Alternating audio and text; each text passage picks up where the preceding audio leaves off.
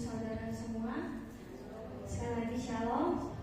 Puji nama Tuhan, pada sore hari ini kita kembali datang berkumpul di tempat ini.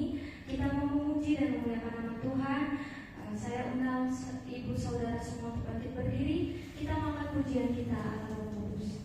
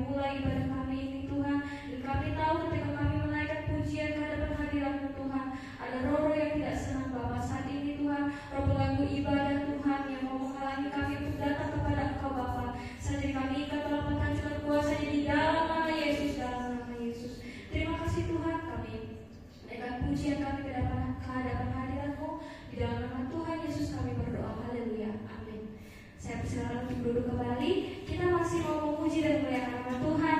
Kita mengangkat pujian kita, satukanlah roh kami.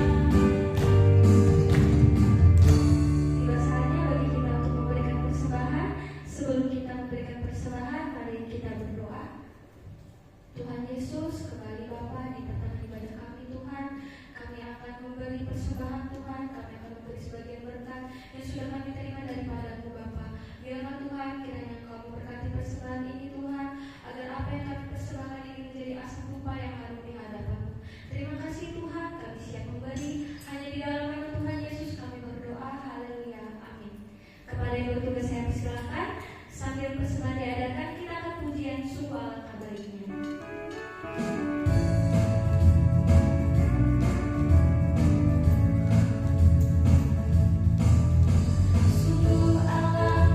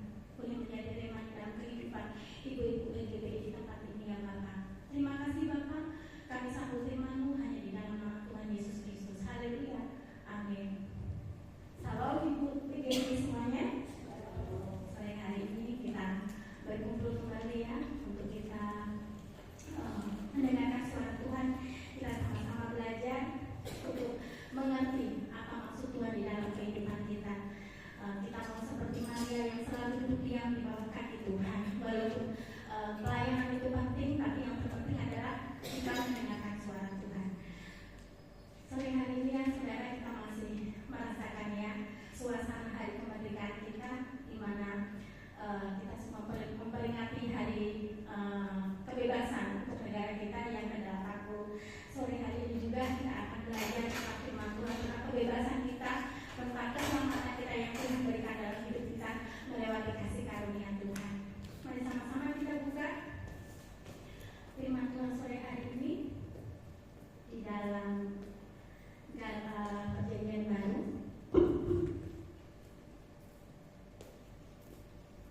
Dalam Galatia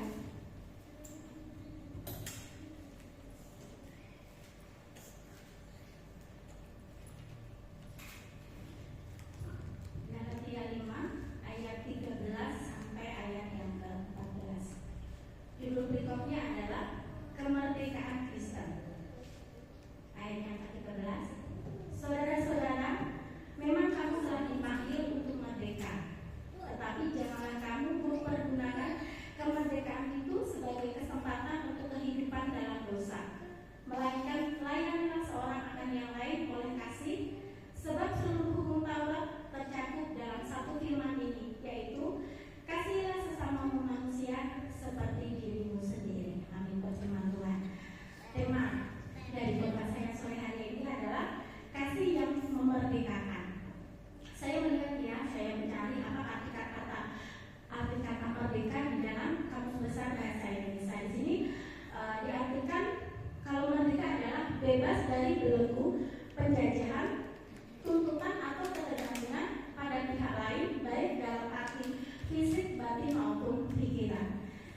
Tetapi dalam arti kerohanian, di dalam kekristenan, merdeka adalah pembebasan dari dosa dan kuasa dosa, serta kemampuan untuk hidup sesuai dengan kehendak Tuhan, bukan memuaskan keinginan dari kita sendiri. Jadi di dalam kehidupan kekristenan kita, di dalam kita mengikut Tuhan, di saat kita sudah dimerdekakan, di saat kita sudah diselamatkan, di saat kita sudah menerima sesuatu pembebasan di dalam diri kita, pembebasan dari belenggu dosa, pembebasan dari kutuk apapun juga yang terjadi dalam kehidupan kita, di masa lampau kita, di masa kehidupan yang telah lalu, bahkan pikiran-pikiran yang membuat kita terbelenggu oleh segala sesuatu yang mengikat kita. Di dalam kekristenan di sini kita dimerdekakan oleh kasih karunia Tuhan. Jadi seringkali orang salah memaknai arti kemerdekaan di dalam kekristenan. Setelah diselamatkan, mereka boleh melakukan segala sesuatu dengan bebas ya saudara. Seringkali mereka melakukan segala sesuatu di dalam kehidupannya seenaknya sendiri.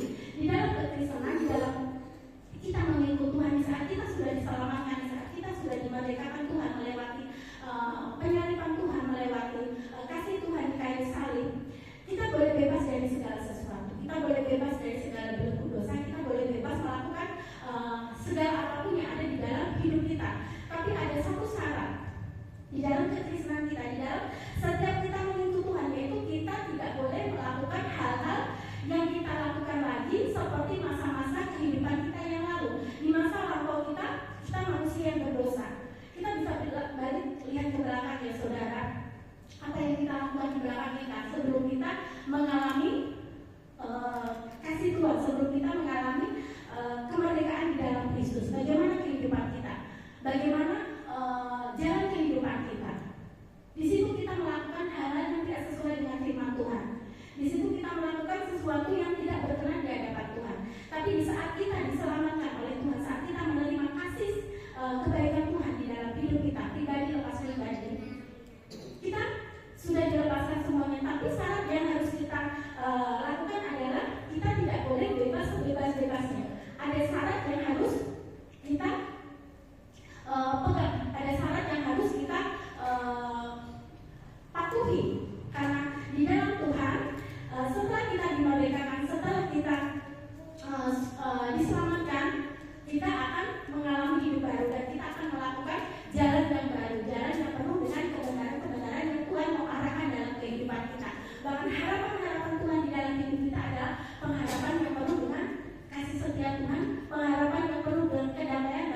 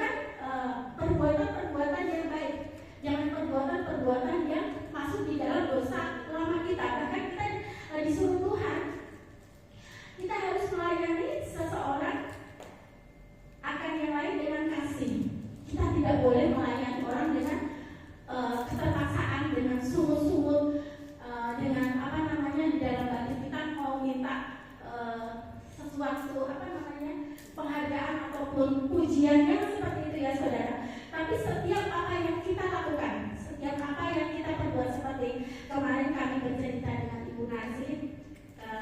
Di situ dia di tempat kerja, dia bekerja bukan meminta pujian, dia bekerja bukan meminta sanjungan dari teman-temannya. Dia bekerja dengan prinsip bahwa saya ditempatkan di sini, berarti Tuhan menempatkan saya supaya saya boleh melakukan apa yang Tuhan mau kerjakan di dalam diri saya, supaya kemuliaan Tuhan nyata di dalam dirinya, supaya orang yang belum mengenal Tuhan itu boleh mengenal Tuhan melewati pribadi orang-orang yang dipercaya Tuhan ditempatkan di situ. Dan itu boleh terjadi, saudara. Dan banyak teman-temannya tanpa sadar ya, walaupun mereka tidak percaya Tuhan, satu dengan yang lain tidak memuji ya Ibu Nancy, tapi itu kenyataan. Mereka sangat bersimpati, berempati dengan Ibu Nancy bahwa walaupun di situ dia minoritas, tapi luar biasanya keinginan beliau untuk selalu membantu teman-temannya di situ. Dan di situ kita bisa mempraktekkan kasih Tuhan di dalam hidup kita. Di dalam kita sudah menerima kasih Tuhan, kita sudah menerima kemerdekaan dari Tuhan, dan kita bisa mencurahkan itu semua. Kita bisa mengaplikasikan apa yang Tuhan mau kerjakan dalam hidup kita kepada orang lain. Dan di sini di ayat yang pertama, saudara, di Galatia 5 ini kita bisa melihat di mana Rasul Paulus, ya benar, Rasul Paulus di dalam dia perjalanannya melihat jemaat di Galatia, dia melihat bagaimana kehidupan jemaat di Galatia. Dia mendengar, dia melihat secara langsung pertentangan apa yang terjadi di dalam jemaat ini. Mari sama-sama kita baca ya, saudara, di ayat yang pertama. Supaya kita sungguh-sungguh merdeka, Kristus telah memerdekakan kita. Karena itu berdirilah teguh dan jangan mau lagi dikenakan perhambaan. Sesungguhnya aku Paulus berkata kepadamu, jikalau kamu menunaikan dirimu, Kristus sama sekali tidak akan berguna bagimu. Sekali lagi aku katakan kepadamu, setiap orang yang menunaikan dirinya bahwa ia wajib melakukan seluruh hukum Taurat, kamu lepas dari Kristus. Jikalau kamu mengharapkan kebenaran oleh hukum Taurat, kamu hidup di luar kasih karunia. Nah, di dalam jemaat di Galatia ini mereka memperdebatkan ya, saudara. Mereka sepertinya ada sesuatu hal yang membuat mereka ingin mau menjauh dari kasih karunia Tuhan. Di sini bisa kita ambil ya kesimpulan di mana persoalan utama yang terjadi di jemaat di Galatia adalah yang pertama, apakah iman kepada Yesus sebagai Tuhan dan Juru Selamat itu satu-satunya syarat untuk kita boleh selamat.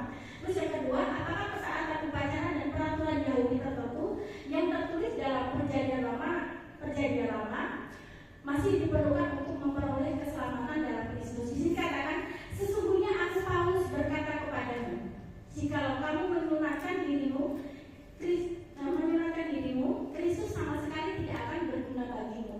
Sekali lagi aku katakan kepadamu,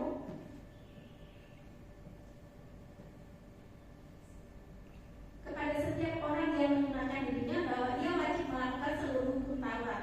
Kamu lepas dari Kristus. Jikalau kamu mengharapkan kebenaran oleh hukum Taurat, kamu hidup di luar kasih karunia. Nah, di sini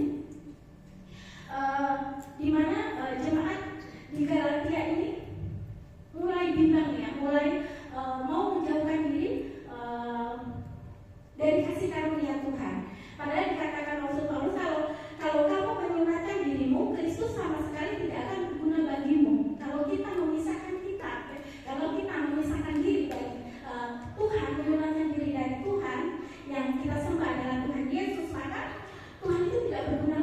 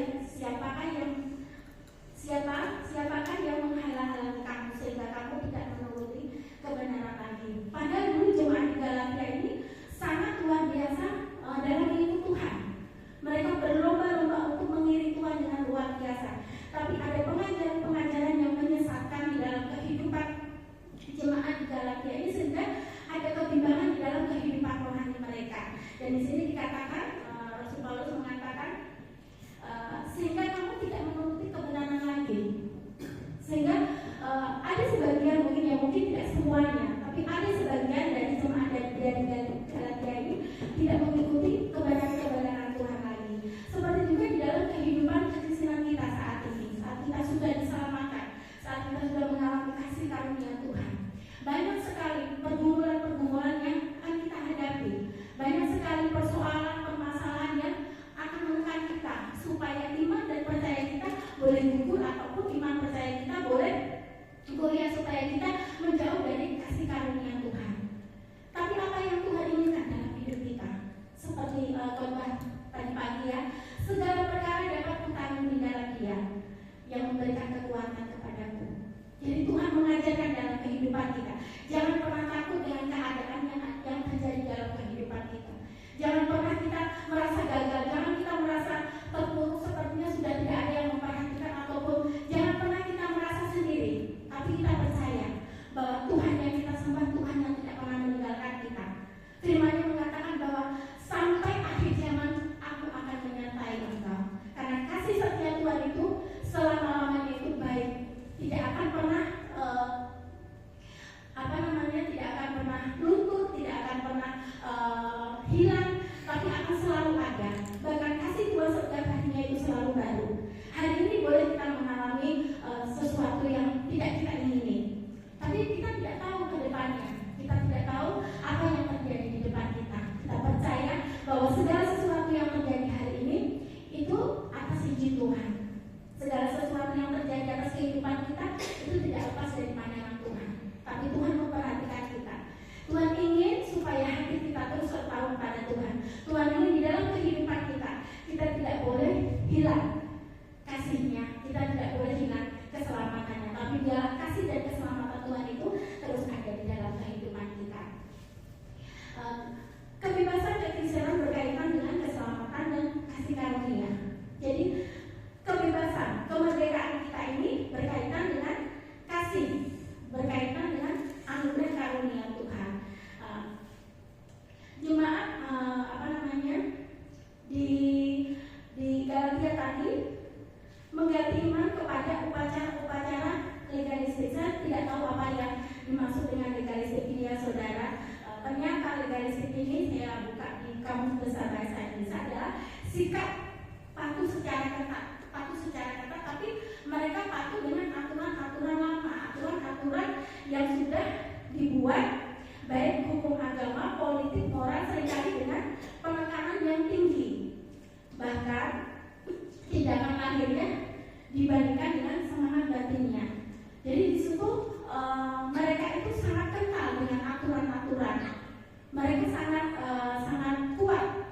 Jadi jemaat di Galatia ini ingin kembali ke aturan perjanjian lama. Mereka ingin kembali ke hukum Taurat. Tapi hukum Taurat itu kan kita tahu sendiri ya, di perjanjian lama keselamatan harus ditebus dengan darah kita sendiri. Keselamatan harus kita tebus dengan dari kita sendiri ya saudara. Tapi di perjanjian baru sudah dirubah. Keselamatan dan kehidupan yang Tuhan beri adalah sudah ditebus, sudah diberikan Tuhan kepada kita melewati karya Tuhan di kayu salib, dan kita sudah dibebaskan dari belenggu dosa, dari segala hukum, dari segala ikatan-ikatan roh jahat, melewati karya Tuhan di kayu salib. Jadi kebebasan kekristenan itu sangat kental dengan kasih karunia Tuhan. Jadi jangan pernah kita lepas dari kasih Tuhan, jangan pernah kita lepas dari apa yang Tuhan ajarkan dalam hidup kita. Jangan pernah kita kembali di dalam kehidupan lama kita. Jangan kita kembali di dalam hukum-hukum yang sudah Tuhan tidak inginkan. Tapi kita kembalikan kehidupan kita di dalam kehidupan yang penuh dengan kasih. Bahkan kemerdekaan orang percaya itu adalah di dalam kehidupan orang-orang percaya, kemerdekaan, keselamatan di dalam Tuhan adalah hidup untuk melayani Tuhan. Terlebih juga kita hidup untuk melayani sesama. Di sini dikatakan ya saudara di ayat yang ke-14, sebab seluruh hukum Taurat tercakup dalam satu firman, yaitu kasihlah sesamamu manusia seperti dirimu sendiri. Yang hukum yang pertama adalah kasihilah Tuhan Allahmu dengan segenap hati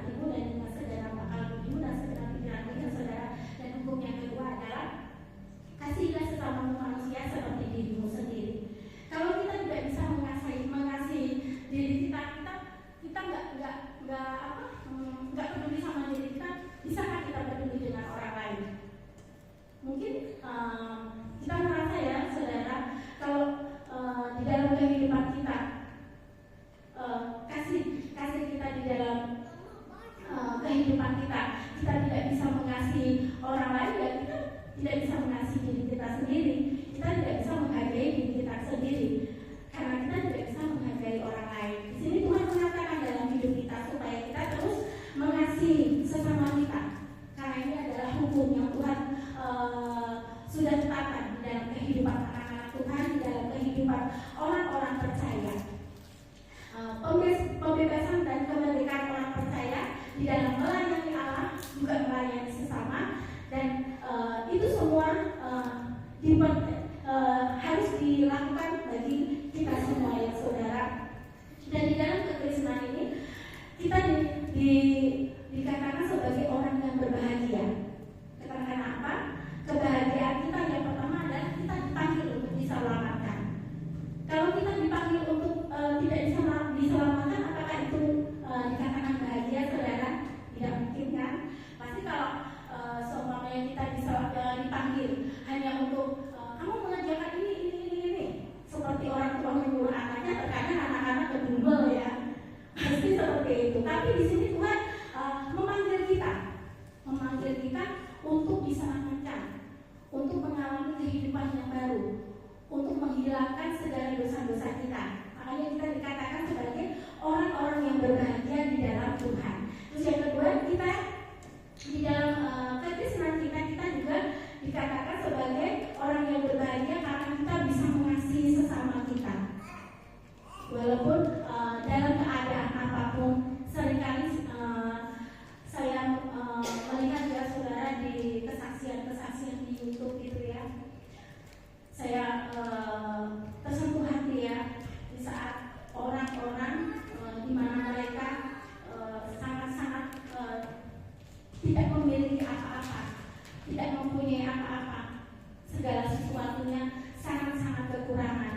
Tapi di situ mereka mau membantu sesamanya. Di situ ada satu kesaksian ya saudara dalam satu keluarga di mana mereka sangat miskin sekali, dan di situ mereka memiliki 3 anak.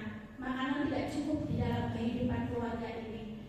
Ada satu orang datang untuk meminta juga. Satu dilema di dalam kehidupan keluarga ini, bahkan bagi orang tua ya, terutama bagi ibu-ibu pasti ya, kalau kita harus membagi ini untuk anak, ini untuk suami, terus bahkan ada yang lain datang itu. Terkadang kita memikirkan untuk anak sendiri aja nggak cukup, ngapain kita memberi ke orang lain. Tapi di sini orang tua ini sangat luar biasa, anaknya juga sangat luar biasa. Mereka memberikan kepada orang yang berkekurangan itu. Tapi di saat mereka memberikan itu, tanpa mereka sadari ada berkat Tuhan datang di dalam kehidupan mereka. Tanpa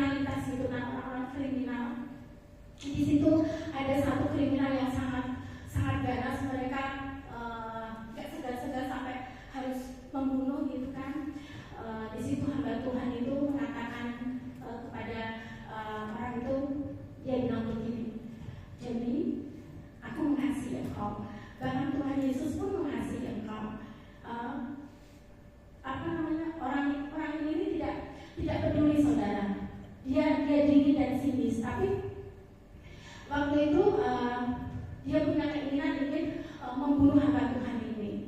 Jadi dia waktu hamba Tuhan ini mengadakan KKR itu kan apa kebaktian gitu saudara. Jadi dia datang. Intinya dia bersama teman-temannya ingin membunuh. Sebelum dia mau membunuh, dia mau ngambil uang persembahannya.